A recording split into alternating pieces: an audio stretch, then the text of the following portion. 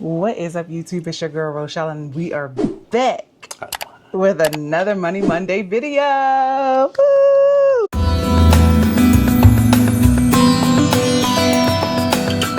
What's up, baby? What's going on? So, what are we talking about this week? Oh, okay, you sound ready for action. I'm ready. Okay. Hop in it. Well, let's jump right into today's Money Monday. It is a Q&A with Micah. This is another Micah episode, highly requested. You are the fan favorite. Okay. Yes. So what I've done is made a short list of questions from comments you guys have posted from all of our new Money Monday content that we've been posting in the last few weeks. And questions that people ask me in my comments for my budgeting content. So we are going to jump right in and just play along with this. You know, let me know what you would do in these type of situations. And don't forget to like, share, subscribe. And if you are listening on your favorite podcast, thank you for tuning in and listening as well. We appreciate all the views and listens. It really does help. Okay. I'm going to say, don't like and subscribe yet. I think how many questions we got? Okay, so there are 6 total questions. If you make it to the third question, you should like it because you're vested. Oh, I like that. And if you make it to the 6th or all the way through, you got to subscribe because you got to know what's coming up next. Oh. So I'm not going to ask for a free like and subscribe. We're going to bring you some value, hopefully. So you're saying we're going to earn it? We're going to earn it today. I like it. Yeah, nothing for free. The vibes over here are immaculate. Okay, so question 1 is, how do you avoid burnout while working a full-time job and juggling your new content creation? Pursuing your content creation on the side. Man. What helps you to stay balanced and not feel overwhelmed? That's nothing. If you knew all the stuff I did, you'd be like, this dude is crazy. So full-time job, 8 hours a day, Monday through Friday. About an hour, 2-hour commute every day. So it's like 10 hours out of my day.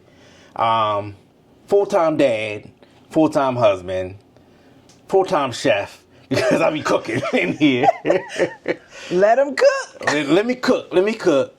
I have other responsibilities, like spiritual responsibilities. I'm always on the run. You're trying to have a hobby. You're trying to be somebody. I'm trying to have a hobby. Trying to play a little golf. Trying to start working out. Be in the gym. Trying to start becoming a runner because we got a marathon in December that I want to take part of. But right now I'm an excellent walker.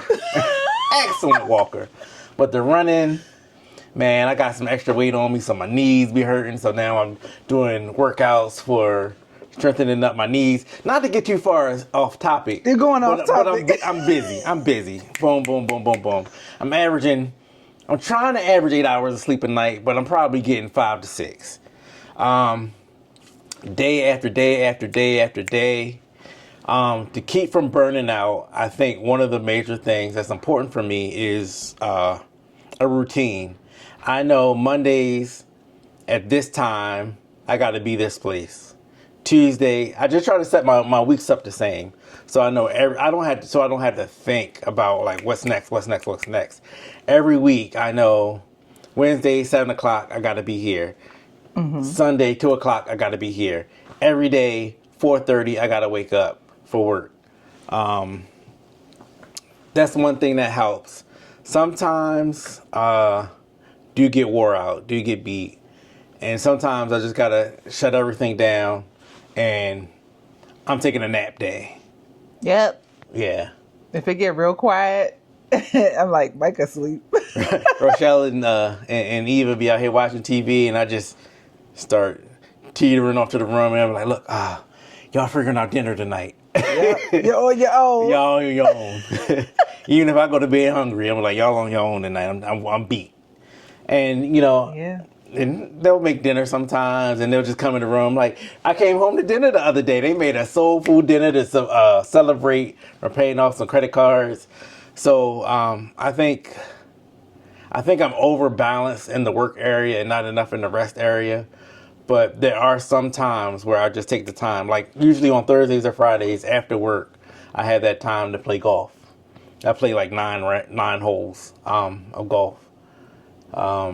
I think you're really good at compartmentalizing. It's harder for you to do it the older you get. But like, Yeah. if I ask him something about work on a Saturday or Sunday, it's almost not like time. a blank stare. He would look at me like, what are you talking about? Not time for that. Like the level of he disconnects from that job, even if he gets some phone calls, Yeah. like he does not talk about that job. And it has helped me not talk about what I'm doing. It's like, let's talk about some fun stuff. And the thing is, like, I'm on call 24/7. So anytime, any random time, I can get a phone call, and I'm usually good about like answering my phone. I don't think I ever not answer, even if I'm not in a place where I can go in. I try to at least give some advice or like, hey, why don't you try calling so and so, call so and so.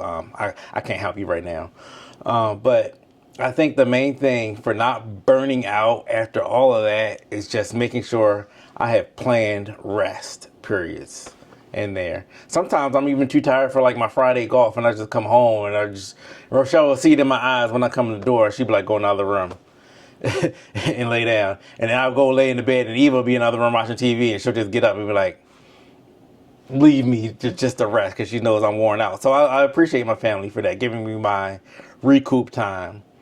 So yeah, I think planned rest. Sometimes it can't happen because things got to get done. And I think when things got to get done and have to get done, I'm real good about getting them done. No matter if I'm tired, exhausted, whatever. I'm not one of those people who, some people who are like, yeah, I worked 20 hours out of a 24-hour day. I don't think that's a flex. Mm-mm. That's disgusting. But sometimes I do days like that. But I think rest and self-care is very important. And I try to plan those into my routine as well. You don't play about your sleep. I feel like as long as I've known you, this is the most you've ever slept. And I like to think I had something to do with that, because I am a professional napper. If you did not know, one of my favorite pastimes, when Micah first met me, he was like, what are you doing? I'm like, I'm sleeping. I take me a nap in the middle of the day like I'm a baby, okay? I be knocked out, y'all. And then we'll go to sleep at night. Like I didn't sleep. Yeah. Oh, what was that? Friday, Saturday? I got a lot of hours in sleep. And it was ridiculous. I randomly we had an appointment that got canceled. It was supposed to take like 4 hours. So I got some sleep in. Yeah. And the other thing you do that we just started doing this year, and I feel like it's our favorite new thing, is taking some random days off. Yeah. From everything. Yeah. So we don't have usually every year we have like a major trip that's like 2-3 weeks, maybe 4. This year we're not going to be able to do that. So I've turned like all like the holiday weekends, 3-day weekends into 4-day weekends, sometimes 5-day weekends, things like that. And they're just like staycations. Yep. I love it. We live in Hawaii. There's beaches here, so. Yep. Even though we don't go, but. Because we always busy. We always busy. But we are getting there. The first step was to take off the day and actually commit to it. Because you can put the time off in and say you're going, put it on the calendar. Yeah. But then you'll end up, I'm going to do this on that day off. Or, I ended up going into work. No, we are literally taking those days off. It's like my first time ever taking days off like for nothing. Yep. Usually it's always something planned, so that's cool. Yeah. And we're going to start those Thai massages back up. Oh, okay. Because that is another thing that we used to do whenever we had some free money, and we started budgeting it, like adding it as a line item every month or every other month. Yeah. And we found a person that would give us a special, and we followed that deal. Okay. And mind you, we're not like last minute, like, let's get a massage this weekend. We plan these things out like months in advance. Yep. On these dates, we're going to be tired and we're going to need a massage. We save up for it and things like that. So it's all planned out for. Budget really is life over here. Yeah. Even if Micah doesn't have his hands on the budget, I'll ask him like, hey, what's something you're thinking about doing? He's like, I want this. And I'm like, it's going in the budget. So highly recommend. End of question 1. You're still here. You're 2 questions away from a like. Oh, you are so good at this. Okay, second question. What advice don't look at it. Okay. What advice would you give to someone who wants to start budgeting, but they feel intimidated? Just do it. What helped you to stick with budgeting in the beginning? Remember, you were budgeting before me. Necessity. So I went from living at home with my parents to getting my own apartment, like everybody does, on my own. And I didn't want to fail. I'm not big into failure. I had about maybe a month or two to plan for my expenses. I didn't even know like what they all were going to be. But even before then, I guess when I was living at home, I was blowing money fast, but I was always a saver.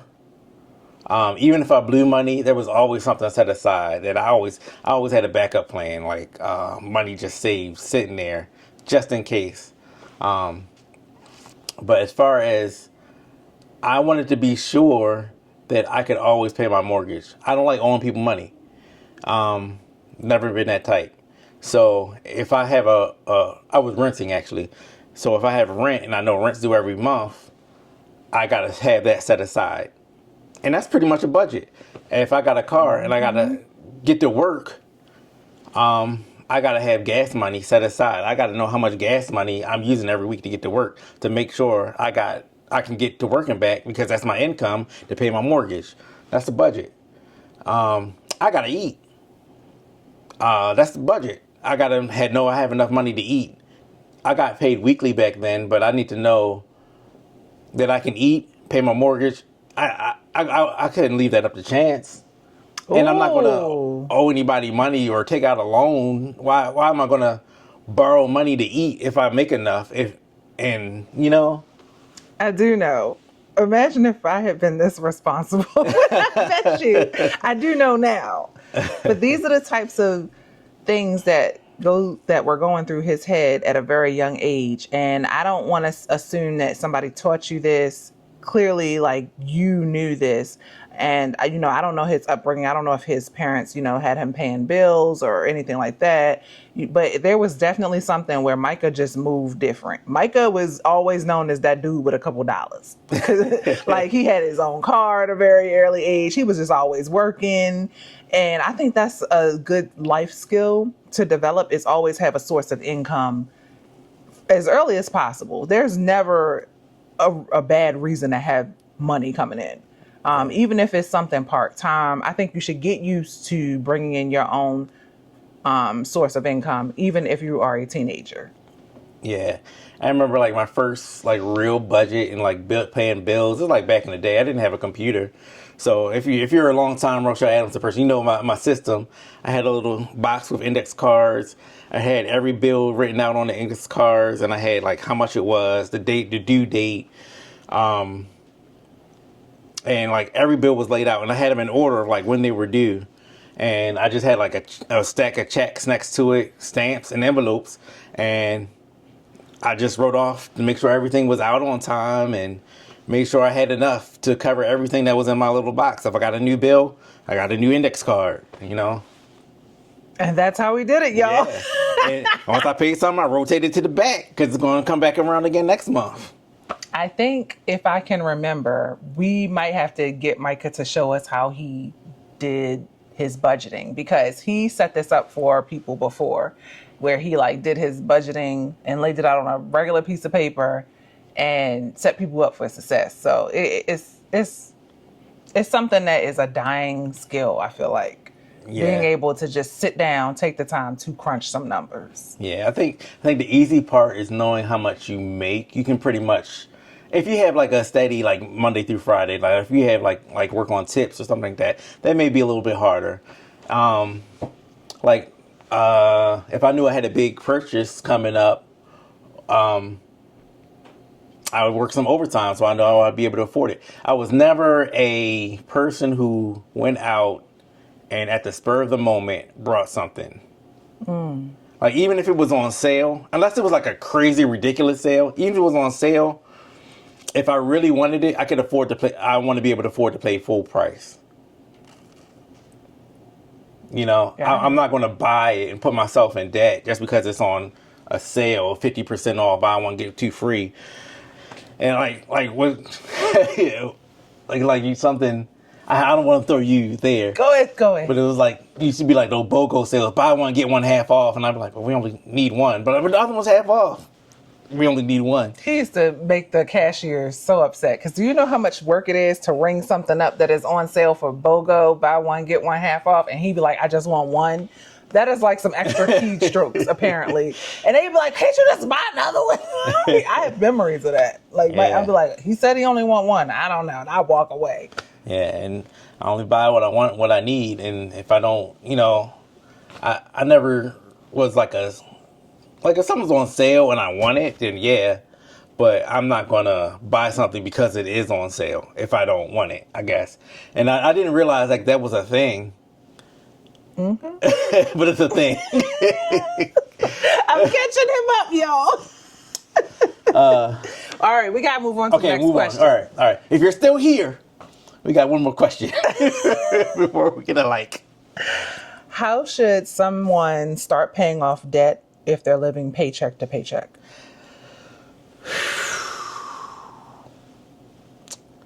So, I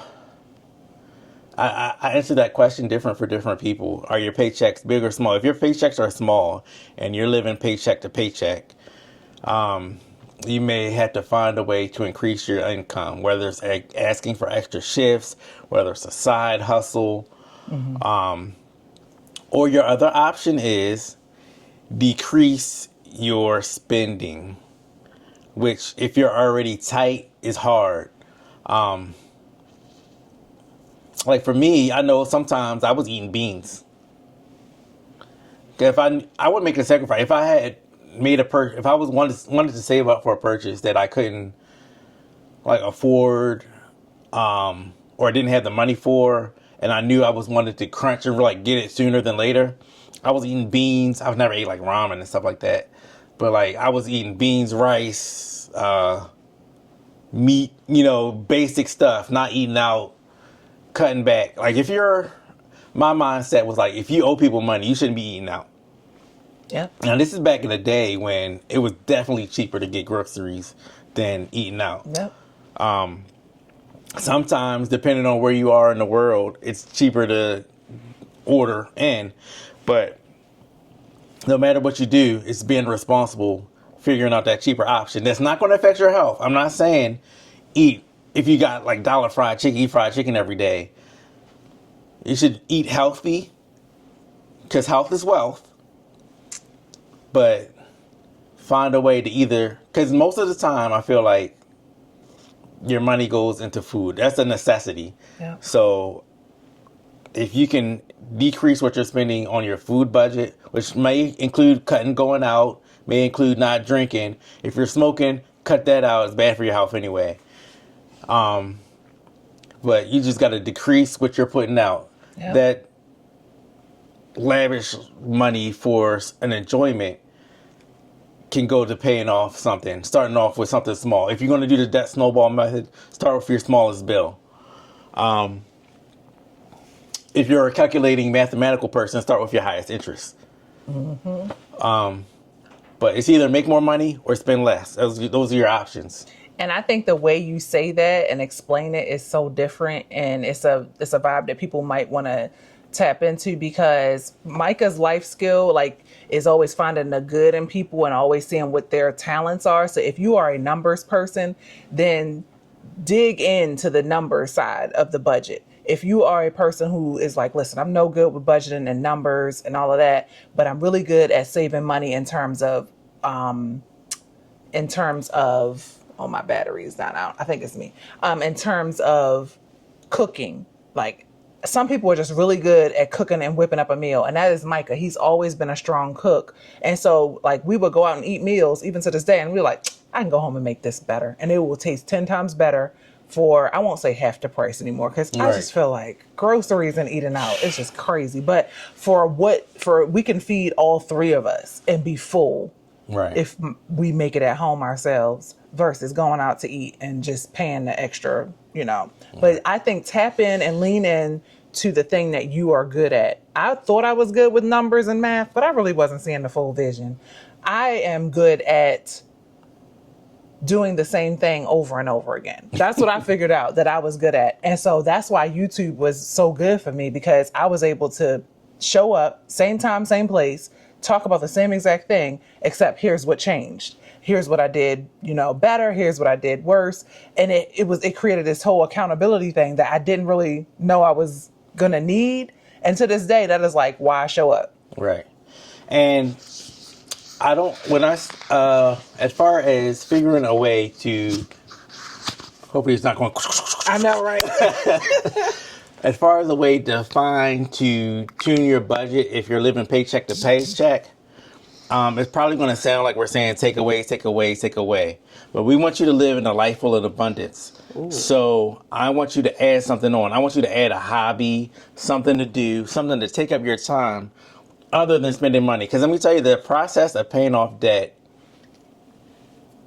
is not that exciting. It's boring. It can be boring. It's very boring. Once you get into a mode and you're just like week after week paying extra. It's when you pay off a card, you get that adrenaline boost, that dopamine boost. But other than after that, it's boring. Great reward, but it's what's the word I'm looking for? It's just something that it's monotonous. It's monotonous. It's not exciting. It's not glamorous. You won't have people around you very excited for you in the middle of it. You'll have people excited in the beginning and at the end, but in the middle, it's like, oh yeah, you still doing that? Yeah, nobody's going to cheer you on. So, what you need to do is find something to take up your something you can get a dopamine rush from. Especially if you're an emotional spender, you need a hobby. You need to whether you find like you can go on walks, where you can start running, something free. You might have to buy a pair of shoes or something like that, but you need to find something to take up your time, to give you that adrenaline boost, or to give you that dopamine, or whatever you need to bring you joy in your day, other than the budget or the money.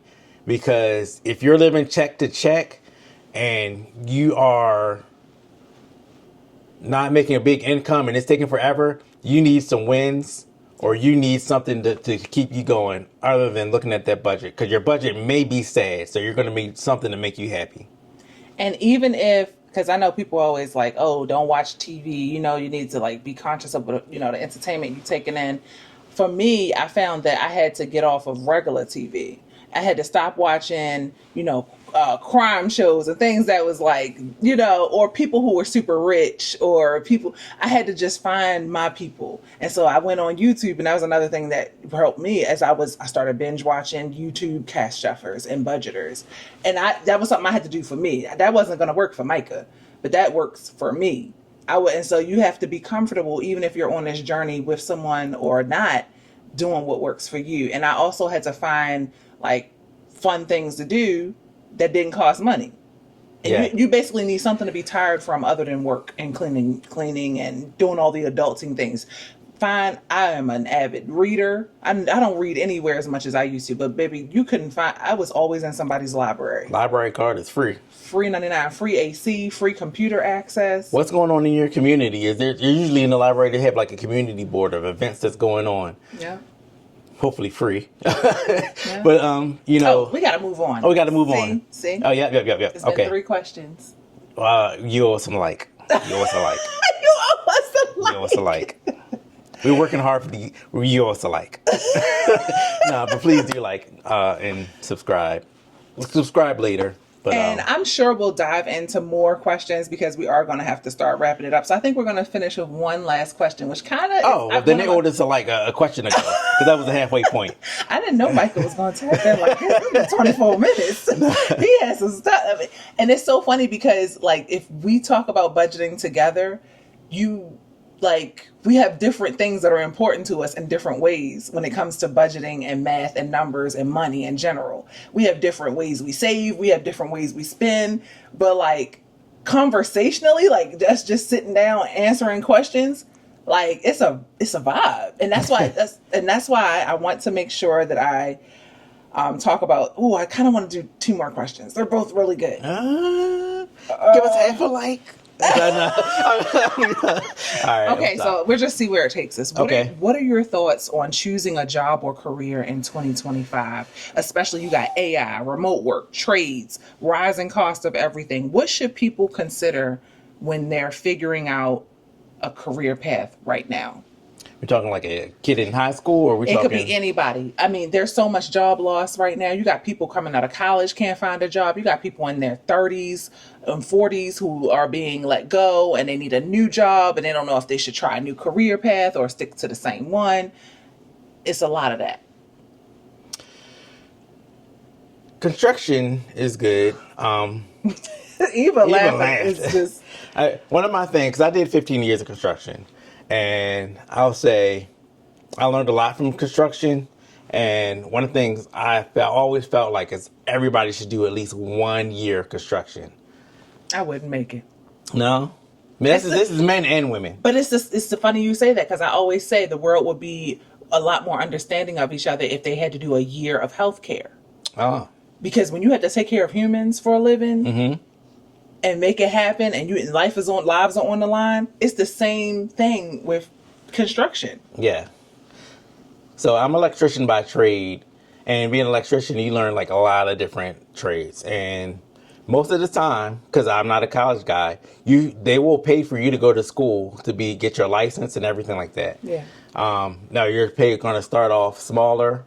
I don't know what it is now, but when I started off, it was like $8. Then when I went to school, it was like I think we got a raise to like 11, and then every 6 months was like a 50-cent raise, and then like after we graduated, it was like $16. But this was I started in the year 2000, so this is 25 years later. So I'm sure the pay wage is like a lot higher. I left being an electrician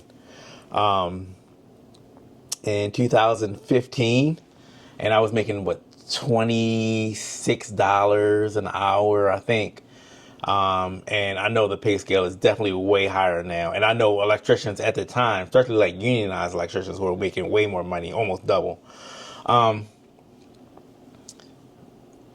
But the work ethic you get, for one, will prepare you for anything or anywhere you got to work. Mm-hmm. Whether it's using your body, there's a lot of mental gymnastics that you got to do in construction. What you talking about, dealing with racist people? That too. This is our channel. We can say whatever we want. Yeah. It definitely builds up some toughness dealing with that. But the mathematics that you got to use and applying it to real life and physical spaces. The knowledge that you get, because you're going to live somewhere. So whether you own or rent, it gives you the confidence you need to be able to do repairs. Fixes, improvements, anything on your property or land. And you'll realize, one thing I realized working in construction and being around a lot of friends who didn't work in construction, you're paying people to come do things that you're just uncomfortable with.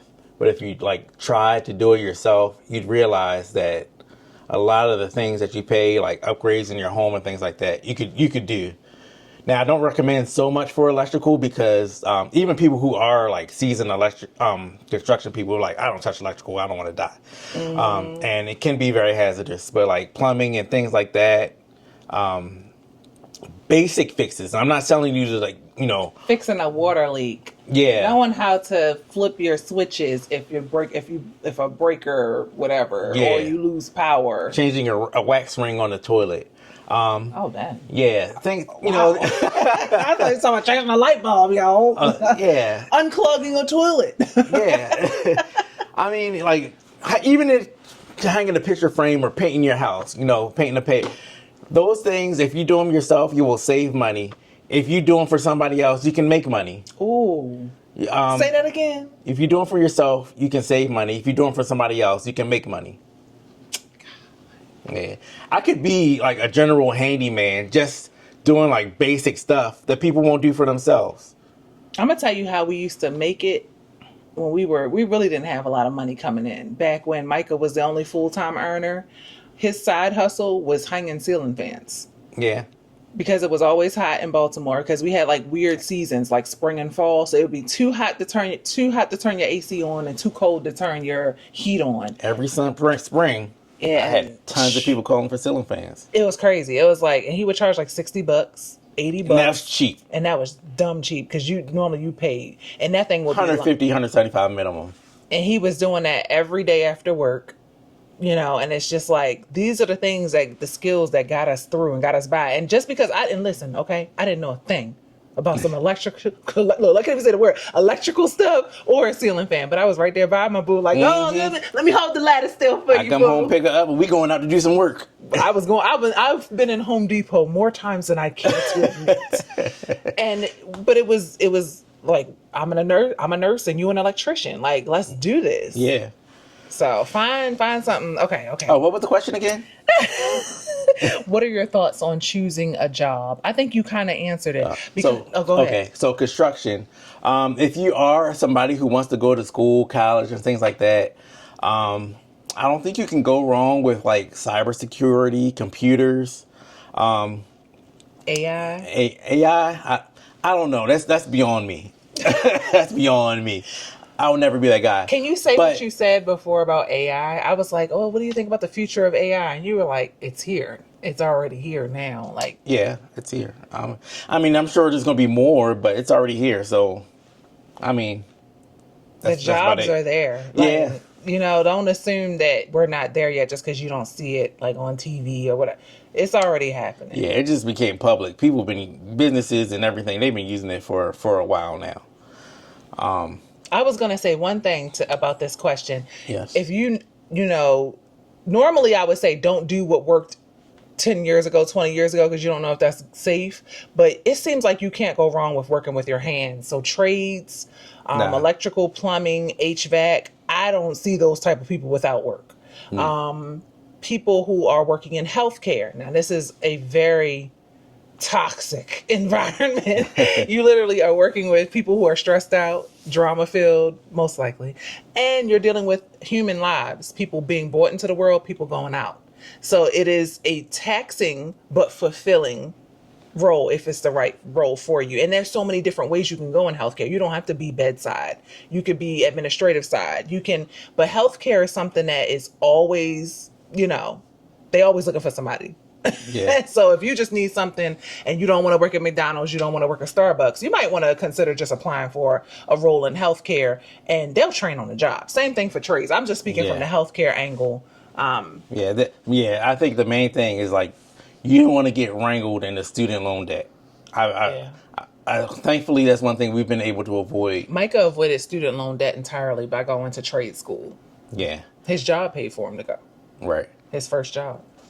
And I took that, in most construction / maintenance, they'll pay for your licenses, for you to get your licenses, whether it's class, whether it's the actual licensing fee, whether it's like ring up every 2 years. Any good, decent company will pay for you to keep your license up because they need you to be the licensed person for their company.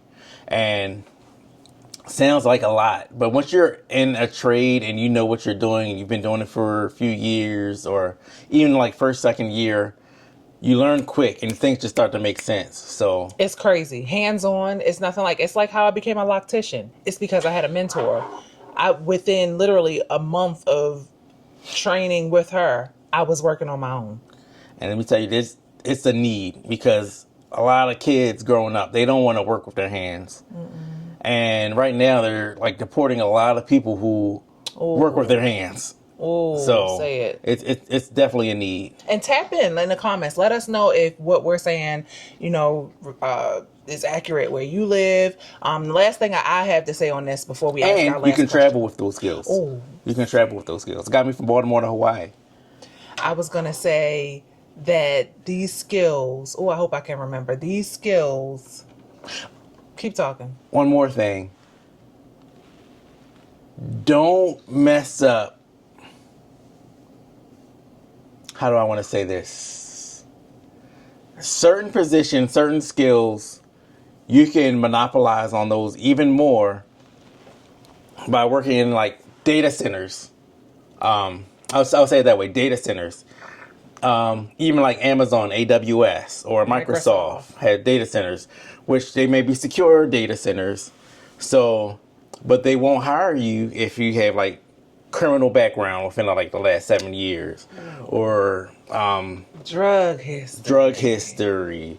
Not paying bills. They'll work with you on some things, but the pay scale for those jobs, for like data centers, being an electrician for those, or HVAC, that's very important for those, is exponentially higher than doing construction. And it's maintenance, so it's a lot easier on your body. So he's giving this away for free, y'all. Yeah. I'm trying to tell you, he is something a resource. I wish I would have known years ago. But yeah, that's some free knowledge for y'all. And it's so crazy. I was about to say something that relates to what you're saying. It's almost to do the opposite of what he just said. But if you are looking for just somebody to just give you a chance, instead of only being focused on those big box companies, you might want to find you a local electrical company. That's how Micah started. Micah started with a family-owned electrical company that were willing to grow him. They trained him. They paid for his schooling. They educated him. They gave him opportunities. They kept him busy with different job sites, construction sites. And I don't know if you would have been able to have that type of access. And they were a company that worked closely with the schools, right? The public schools. They did a lot of schools, a lot of government buildings, and a lot of hospitals. I mean, that's where they got you guys from. Yeah. I started an apprenticeship program while I was in high school. So I went to school, like in my 12th grade year, I went to school half a day, and I worked half a day. And they were somehow tied into that. Yeah. And so they have different companies that do that when they're looking for like fresh young talent, because they were like, we can get some stupid kids to do some stupid stuff. Next question. Last question. Okay. Thank y'all for tapping in and vibing with us. Okay, so this was a question that I've seen a couple times on our content. Even though this doesn't apply in our scenario right now, how would you budget if you needed to do so separately as a couple? Without causing tension, confusion, drama, how can two people stay on the same page while managing their money differently? That's tough. That's communication. I say that all the time. Because usually there's a pay difference. One makes more, one spends more. One makes more, one makes less. One spends more, one spends less. One person has debt. One person may be not debt free. Maybe they both have debt. And there's going to be some joint debts. I feel like if you have joint debts, they should be paid together. Now, because I'm kind of old school too, where like the man is like the provider, takes care of the household. So that's something y'all got to work out. Y'all may be a 50-50 couple. Y'all may be he makes 75% of the income, he pays 75% of the bills couple. I've always wanted to have a job where I can pay like the major bills, which is house, car, insurance, healthcare, things like that. Yeah. I want to be able to pay for like some of the wants too, but if not, I still did my job. You know, I'm always going to provide a house, food, shelter, clothing, the basics. Yep. And I'm not saying I'm providing trips or anything like that. I've been fortunate enough to be able to do so.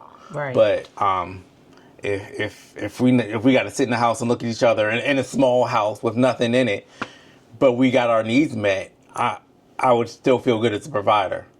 That communication is the only way to make that work.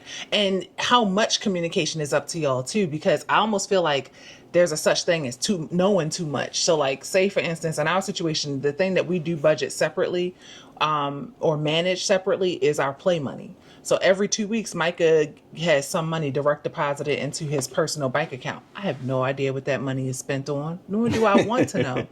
And I think the minute you start questioning like, you was able to buy that? Oh, I don't have enough saved to do that. That's when things start getting tight and weird, and the tension just, you're making space for tension and awkwardness. Sometimes you got to mind your business and let people spend their money.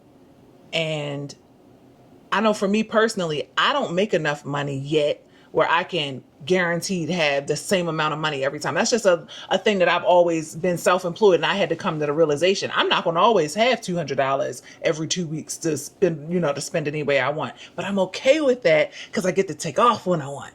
And I get to stay home and work from home, and I get to be with Eva, and I get to have my money when I want. So you have to find that give and take for you. But one thing I'm not going to do is say, you need to give me half of that. That again, this is just me personally in our situation, right. But I don't want to know what Micah's doing with that $200. But just like in any other scenario, I don't know what Micah spends his money on, but there are always signs. Micah has very nice quality items coming in this house. He bought him a Nintendo. He bought him some nice, he goes shopping and buys him a nice Aloha shirt or a nice pair of shoes. It's like, oh, Micah been saving his coins up to get him something. And that's what I enjoy seeing is like, okay, he has some money to be able to do that, allocated. He don't have to worry about, it's coming from the rent money. It's coming from so those things are how you can pour into yourself no matter your income. Even if you're only able to give yourself $5, $10 every 2 weeks, that's your money. It's my question. I go off on a tangent. I get into it. I'm zipped. Lips is sealed. But to go back, like my $200, I'm fine with like Rochelle taking $200 as well. We had that conversation, but she won't do it. That. She won't do it because I feel like when we pull our money together, it's our money. Whether she makes a lot or makes a little, whether I make a little, it's together. And I take $200 out, and she can take $200 out. I'm not saying, you got to make this amount of money for you to be able to take money out. Right. Yeah, I have certain days where like I take like week leave without pay. Because we might be going and I'm out of vacation time, I'm still taking my $200. I'm still taking my $200. So I feel like it would be fair for her to take her $200 too. It's nice that I have that option, but I feel spoiled enough. I'm good. Yeah. Well, what's the question? So how would you budget? That was fine. How would you budget separately as a couple without causing tension or confusion? Yeah. So what we do, we put ours together. So doing it separately, why y'all together if y'all doing it separately? Y'all not together. Do you feel like it's easier to do it together or separately? Budget together. Yeah, but you got to have trust to know that one or the other is not going to blow up the budget. Okay. Y'all got to be able to communicate and say, hey, this, I want to add this to the budget. I want to take this out the budget. And still have your own money. Like, I'm not saying you can't have your own bank account, your own money. Right. But y'all bills got to be paid. And I say y'all because if y'all are a couple, it's two of y'all as one. Y'all are coupled together. Ooh. And your finances, I can't say your finances should be coupled together, but I'm saying your finances should be coupled together if you're a couple. But if you're not there yet, because there could be some trust issues. There could be some trust issues. Maybe you have someone who's a big spender. Maybe you have someone who just makes so much more than their other half. Right. That's a thing. But y'all coupled. But if you got to keep it separate, I get it. Child support. I don't get it, but I'm saying I'm get it just for lack of argument or for argument. We'll agree to disagree. I think I get it. Y'all just got to you get what? I said, I get it. I get why some people got to keep their funds separate. I think you got to have clear-cut lines where everybody knows where they end and where they begin. And if y'all have an agreement of where you end and where you begin and it's clear-cut, everybody's in agreement, that's how you do it. I mean, I can't give numbers and say he should pay more, she should pay more. Y'all have to agree on where the line in the sand is. Who pays what bills? Who pays a certain bill? I'm assuming like if y'all have a place, y'all pay it together or separately. I don't know because like I said, I pay it all. That's kind of how I started on that. But y'all just have to agree on where the line in the sand is. If y'all can't agree on that, it's going to be tough road ahead financially for y'all. And if y'all can't agree on that financially, it's going to be a tough road ahead. Other things on y'all. So, because money touches everything else in y'all's situationship. Yeah. So, I'm not saying. I mean, I'm speaking from where we are and what works for us. So what works for somebody else might work 100% excellent for them. Yeah. But I can't tell somebody what they should do or how they should do it in that situation because I'll claim ignorance on that. You know, Yeah. we did it for a while actually.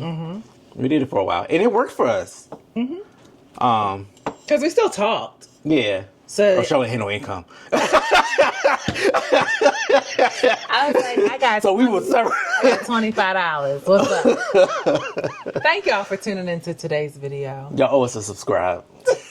It's been 45 minutes. I mean, if you've been here this If whole you've been time, here this long, even if you're watching it on 2X, you'd have been here sitting. yeah. Okay. You like what you see. But let us know in the comments if you have more questions that we can ask Micah and pick his brain. And of course, I'll chime in as well. But I just like getting a guy's perspective on money because who's, in a relationship, because I just feel like there's so much to talk about other than just the budget. There's so much money talk that you could be having other than the numbers, like you said Right. earlier. There's so much more. I was surprised, like after meeting Rochelle and working on our money together, how much of the budget wasn't numbers. It was behaviors. It was behaviors. It was emotional. It was a lot more that had nothing to do with numbers. I'd be like, but 1 + 1, and she was like, but I'm sad, or I'm sad because you're only giving me $5 to live off of for the weekend. I remember one of our biggest arguments, like first moving in together, was about furniture, and I was like, we ain't got it. And he's like, we live in a that's another story for another day, because we're trying to wrap it up. But yeah, so go ahead and subscribe. Let's go ahead. Thank y'all for tuning in. We appreciate every time y'all choose to tap in with us. You have so many choices here on YouTube. We will see y'all in the next video. Don't forget, you can listen to this while you are driving to and from work, because y'all probably got long work commutes too. So you might as well listen on your favorite podcasting platform. We are everywhere. The episodes go live every Monday. I'm not going to make no promises about what time, because we in Hawaii and these time zones don't play fair, but it's there. It's going to be there for you. It's going to be there. But thank you guys. We'll see y'all in the next one. Until then, you know what it is. Peace, love, and budgets.